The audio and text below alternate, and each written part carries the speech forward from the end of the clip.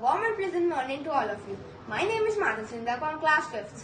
JANVI from class 6. Today we both are going to discuss about the topic protect our environment and our health. We all are aware that COVID variants are spreading in the environment, and to protect ourselves, we all are using masks, maintaining social distancing and using PEP kits.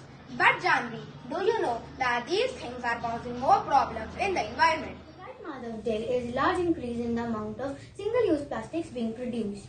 When not managed soundly, these medical infected waste can be a subject to uncontrolled dumpings, leading to public health risks and burning, leading to release of toxins in the environment and secondary transmissions of disease to humans.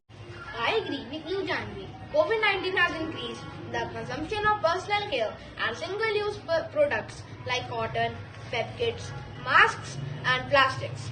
If we all stop separating decomposables, then the overall waste system will get between 30 and 50% more materials and will risk a system failure. Every problem has a solution also. Do you know that UNEP will help other countries to maximize the circularity of medical sector and to better manage the single-use products?